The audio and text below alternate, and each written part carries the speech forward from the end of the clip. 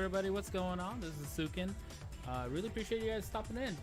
You definitely want to check out any of my other prior channels. Don't forget to follow me on Twitter as well as on stream at Sukin User at twitch.tv, okay? Well, let's get right into it. We're going to talk about today wall carry and wall situations with Lei. It's a question that I've been asked multiple times by a number of viewers, and I wanted to go ahead and make a little guide, short guide, to help you guys on your way with the aspect of Lei and the wall. So going into it right now is you want to make sure that I already have this, I already have the game loaded up, ready to go.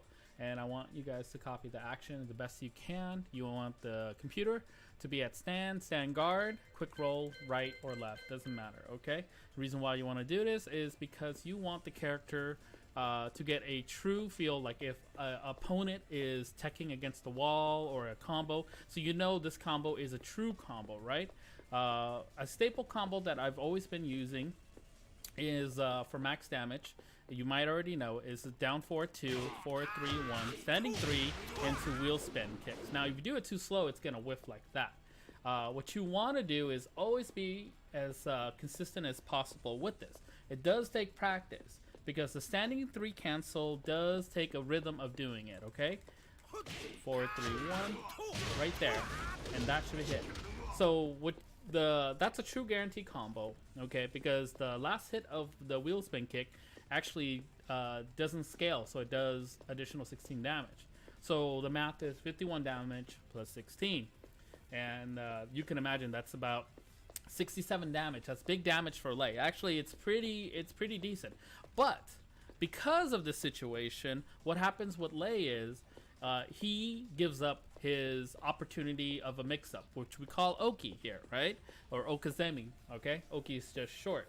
What I mean by that, if you're coming into this channel and you don't understand what the proper Oki situation is, a chance for a mix-up, a 50-50, perhaps an aggressive attack to keep the pressure on with Lei.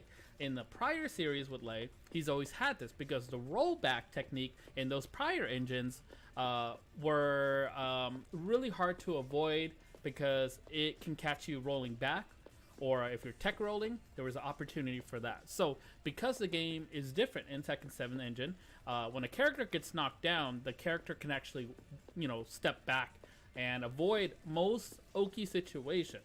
Now there are some situations the character does fall for it, right?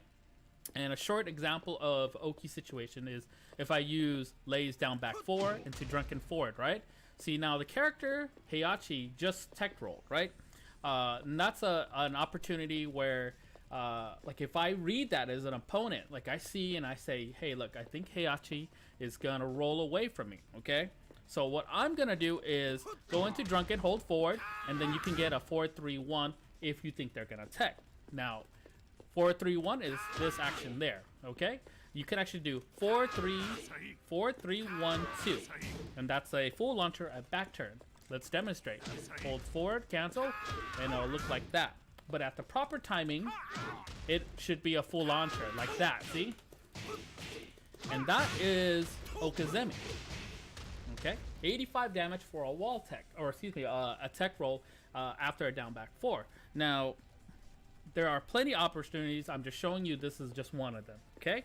Now, let's take you to the wall and see how Lei does. We're going to go ahead and change the positions to a normal position. You can actually practice on either or position. I always practice left and right. I am stronger on the two-piece side, but as I always stated, you always want to practice on the weaker side because you'll eventually get as good as your stronger side, and that's the main thing that I always teach any of the players that would like ask. You don't want to get into a situation where you sit down next to an opponent and an opponent knows your weak side, right? If they know your weak side, what they're gonna do is they're gonna definitely take advantage of that, and that is something you don't want to happen. It's the same thing of not knowing how to break throws, or knowing when to sidestep, things like that. Don't get taken advantage of. Practice it as much as you can and be the best you can. Now, let's go into the wall situation here. Now, understanding what map you're in and playing to that strong point if you want to carry with Lei. Okay, there's a lot of different kind of wall carries. Okay, a down forward 1, forward 3, forward 3, 2. Okay, forward 3, 1, 2. Excuse me. That's a good, decent wall carry, but you want to make sure you do the right one. So, for example, I want to do an early tail spin, and then I'm going to take him to the wall.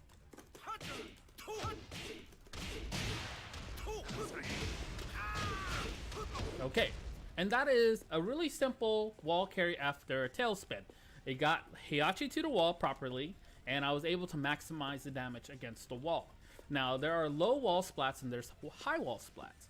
And the difference between the two is you can do different type of wall situation juggles that will cause more damage or better Oki in a situation like that. But understanding that forward 4, 3, 4, which is this attack here, actually will do a really great distance as a wall carry and wall splat.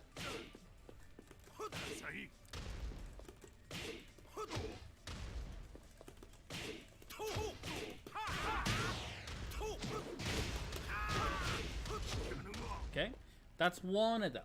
Another one is if you want to do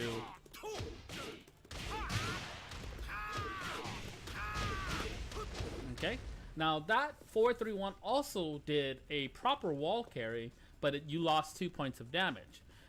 So that's the main thing you want to always understand is when should I do this, and that takes practice and an understanding of walls you're at. Okay, if you do the max damage juggle, which is 67 damage, what we demonstrated earlier, which will look like this.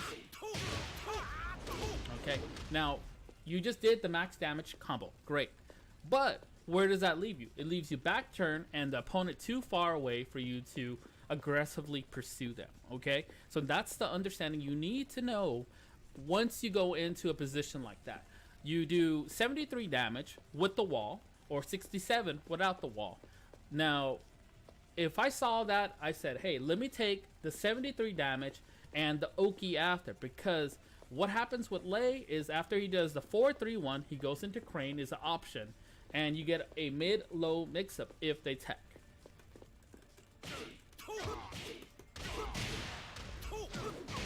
4-3-1, up back 4. Now, if they decide to tech, you can actually do the 4 on knockdown, and you could still pressure them with like low pokes and things like that. Or